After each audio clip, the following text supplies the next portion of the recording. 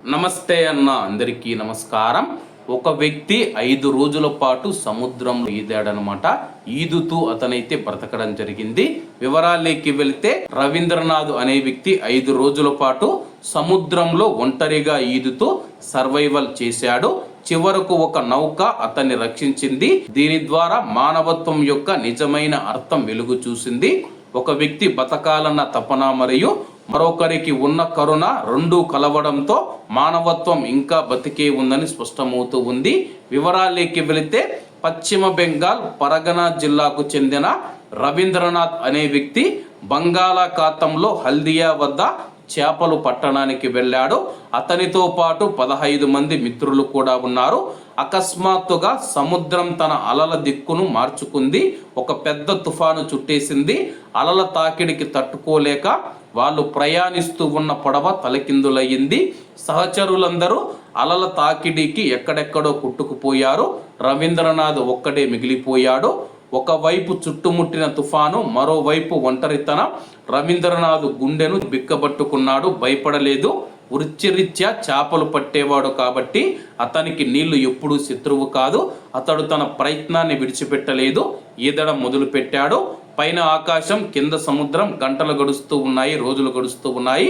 రవీంద్రనాథ్ సముద్రంలో ఒక్కడే 5 రోజులు ఈదాడు. తిండి లేదు, తాగడానికి నీరు లేదు. బతకటం అనే ఒక ఆశ తప్ప అతన్ని రక్షించేదానికి ఎవరూ లేరు.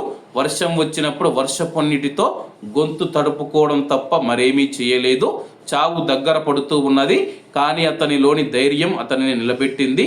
5వ రోజు ఎంజీ జవాద్ అనే పేరు గల ఒక బంగ్లాదేశ్ నౌక దూరంగా కనబడింది. దాని కెప్టెన్ ఎవరో దూరంగా చేతులు కదిలిస్తున్నట్లుగా గమనించగలిగాడు. జాగ్రత్తగా చూస్తే ఎవరో మనిషి ఈత కొడుతూ వస్తూ ఉన్నట్లుగా చూశాడు. ఆ కెప్టెన్ ఏమాత్రం ఆలోచించకుండా ఒక లైఫ్ జాకెట్ ని విసిరాడు. రవీంద్రనాథ్ దాన్ని పట్టుకోలేకపోయాడు. అయినా కెప్టెన్ తన ప్రయత్నాన్ని విడిచిపెట్టలేదు. వాళ్ళకి సరిహద్దులు, మతాలు, కులాలు జ్ఞాపకం రాలేదు. మానవత్వమే వాళ్ళను ముందుకు నడిపింది.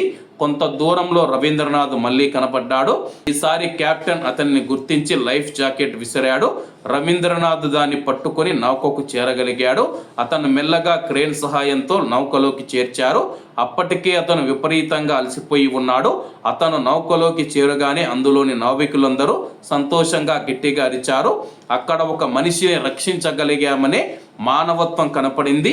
అక్కడ ఒక జీవితాన్ని కాపాడడం కాక మానవత్వాన్ని కాపాడినట్లు భావించారు.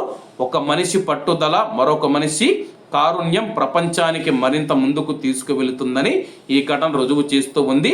ప్రస్తుతం ఈ వీడియో సోషల్ మీడియాలో అయితే వైరల్ అవుతూ ఉంది. అలాగే దీనికి సంబంధించిన సోషల్ మీడియాలో వైరల్ అవుతూ ఉన్న వీడియోల నుంచి కథనం అయితే మీకు తెలుపుతూ ఉన్నాను. కాబట్టి అందరూ బాగుండాలి, అందులో మనం ఉండాలి. అందరికీ నమస్తే అన్న, జై హింద్.